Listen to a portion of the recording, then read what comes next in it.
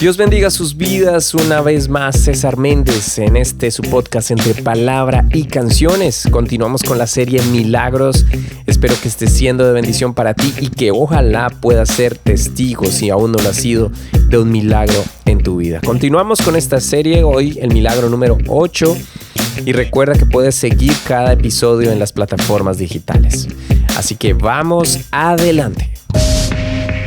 Estas personas tuvieron cosas en común, enfermedades que los afligían, en algunos casos de muerte.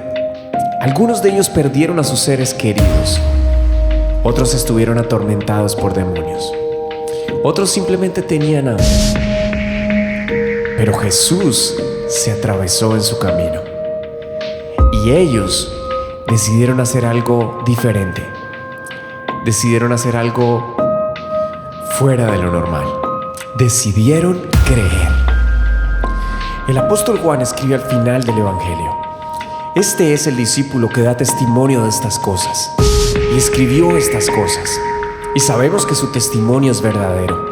Y también otras muchas cosas hizo Jesús, las cuales, si se escribieran una por una, pienso que ni aún en el mundo cabrían los libros que se habrían de escribir.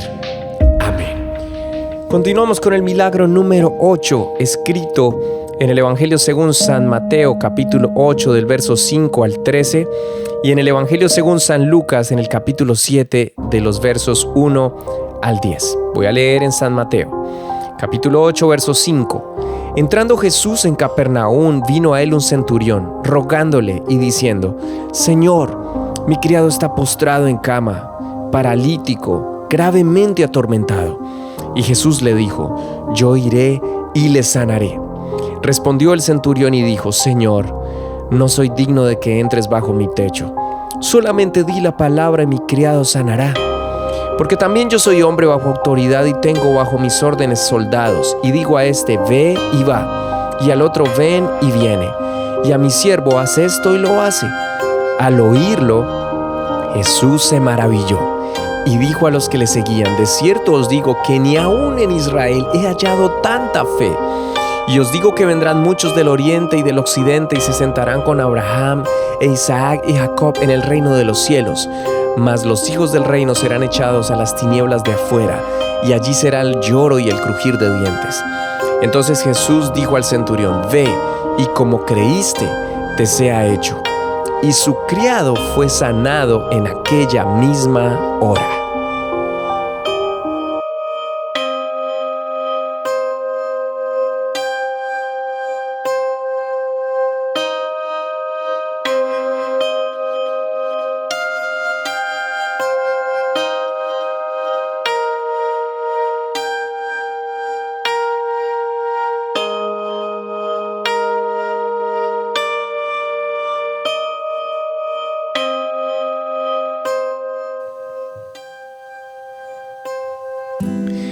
La mayoría de milagros hechos por Jesús hasta este momento que hemos venido estudiando fueron realizados al tocar o acercarse al necesitado. Y bueno, con la excepción de creo que el segundo, cuando Jesús da la palabra y a la distancia se realiza el milagro. Pero en este milagro encontramos esa forma también de orar, a la distancia, pero basados en la fe de alguien que decidió ser obstinado y creer al poder sobrenatural de Jesús. El Evangelio según San Mateo, como el de Lucas, nos enseña que este fue un milagro que se hizo al finalizar el Sermón del Monte, es decir, de las bienaventuranzas. Al descender del monte, se encuentra con el leproso a quien Jesús sana y de quien escuchamos en el episodio anterior, en el milagro anterior. Y luego Jesús entró en Capernaum, o Cafarnaún, que a veces se puede llamar también de esa manera. Fue la ciudad donde se cree, por lo que dicen los evangelios, que fue donde Jesús vivió más tiempo. Sin embargo, es interesante y a la vez genera un poco de pánico lo que Jesús dice, la profecía que da acerca de esta ciudad en el capítulo de Mateo, en el capítulo 11, verso 23, donde da un certero juicio para esta ciudad por falta del arrepentimiento, de la obediencia por parte de la mayoría de los habitantes de esta ciudad al no creer en el Señor como su único y suficiente Salvador. En la versión del griego traduce arrepentimiento como no cambiar una disposición o su disposición mental. El punto es que en Nazaret, donde él creció, no pudo hacer muchos milagros a causa de la incredulidad de las personas. Pero este no fue el caso de Cafarnaún o de Capernaum. Sin embargo, el castigo que vino sobre estas ciudades fue aterrador. Ahora, el personaje es un centurión romano, quien era un oficial que usualmente tenía a cargo 100 soldados, lo que en la actualidad sería equivalente a un capitán del ejército. Y recordé cuando presté servicio la autoridad que representa una persona de este rango. Realmente es una persona al cual se respeta mucho y se le obedece.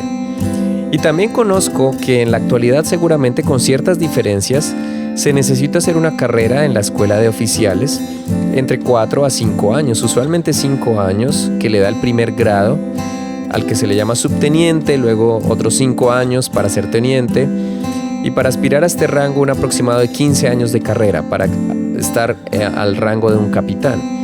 En el Imperio Romano no funcionaba como en la actualidad, porque además muchos de ellos cumplían funciones administrativas. Eran clave en la jurisdicción del imperio. En la Biblia, a partir del Nuevo Testamento, aparecen varios centuriones romanos. De algunos de ellos conocemos sus nombres, de otros no, pero todos quedaron registrados porque ayudaron y tuvieron buenas intenciones. Tenemos el ejemplo de aquel que estuvo cerca a la cruz y exclamó: verdaderamente este era Hijo de Dios. Eso lo encontramos en Mateo, en Marcos y en Lucas, casi al finalizar los evangelios. Encontramos el centurión llamado Cornelio, ¿recuerdas? Quien le fue revelado el evangelio a través del apóstol Pedro. Encontramos el centurión llamado Julio, quien ayudó a Pablo en los últimos relatos del libro de los Hechos de los Apóstoles, en el capítulo 27. Hablo de este contexto porque no era convencional que un amo se preocupara por un criado o por un esclavo. La historia registra que para la época un criado o un esclavo era igual a un animal. De hecho, algunos escritos de Aristóteles u otros personajes históricos hacen esta comparación. Las dos narraciones que encontramos de Mateo y de Lucas están dirigidas a diferentes personas. Y resaltamos lo siguiente. Número 1, la fe. Jesús resalta esto una vez más, la fe. 2, el centurión resalta la autoridad de la palabra de Jesús. El centurión conocía exactamente el significado de esto. La súplica para este milagro no estaba basada en una necesidad directa, pero sí una necesidad indirecta, porque probablemente tener a un siervo sano era mucho mejor que tenerlo enfermo. Pero según la época, la solución era sencilla. Era simplemente vender o deshacerse de este esclavo, abandonarlo. Es decir, que estaba compuesta por una clara y definida intención de amor al prójimo, y como lo había enseñado y como continuaría enseñando Jesús en sus parábolas. De hecho, Lucas afirma o confirma el carácter de este hombre. La respuesta de Jesús fue inmediata en el verso 7. Escribe una mentalidad judía, lo describe como el rey. Lucas nos da unos detalles interesantes. Primero envía a unos ancianos judíos, luego unos amigos, y escribe desde una mentalidad griega, mostrándolo como el verdadero hombre. Pero si podemos concluir algo, es que definitivamente la fe sigue siendo el primer y más importante elemento para recibir el milagro. Puedes recibir el milagro cuando personas que no te conocen oran por ti. Puedes recibir el milagro cuando personas muy cercanas oran por ti. También puedes recibir el milagro cuando tú oras por tu milagro. Sea cual sea el medio a través del cual o a las personas que puedan involucrarse en la solicitud de un milagro para una situación muy complicada, definitivamente la fe sigue siendo la que marca la diferencia. Este hombre dejó a su lado tal vez su autoridad, o no le costó absolutamente nada acercarse a Jesús porque reconoció, él siendo un hombre de autoridad, y se lo dijo a Jesús: yo sé que tú tienes autoridad porque yo también la tengo, y le digo a este va y él me obedece. Pero reconoció que estaba frente a alguien que tenía más autoridad. Y recordaba justamente que cuando estuve prestando servicio, y era muy interesante ver estos rangos de estas personas de autoridad, pero que siempre llegaba alguien de mayor envergadura, de más experiencia, con más trayectoria, y la reverencia que se le hacía y que nos pedían a los que estábamos ahí prestando el servicio, que nos pedían que le hiciéramos, era una cosa impresionante. No podían haber errores en la fila, no podían haber errores en las ceremonias que se preparaban, porque había alguien de mayor autoridad. Y al final recuerdo que siempre venía el general, que era el que estaba por encima de todos ellos, a supervisar los detalles y todos los pormenores de algunas de las ceremonias que recuerdo que participé al prestar el servicio militar. Y esto me trajo a mi mente que este hombre con autoridad era un centurión romano, tenía autoridad sobre todos los judíos, pero se encontró de frente con el general de generales, con el más grande.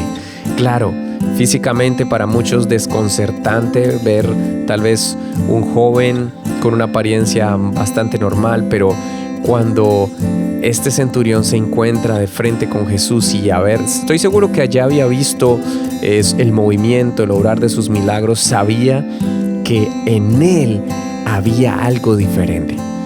Cuando tú y yo nos acercamos a Jesús y reconocemos su autoridad, es parte de lo que se necesita para que nuestra fe se fortalezca y se alimente. Para muchos puede ser religión, para otros puede ser simplemente una costumbre más, puede ser religiosidad, puede ser tantos términos que se usan y más hoy en día donde se hablan tantas cosas por aquí, por allá, donde la información fluye.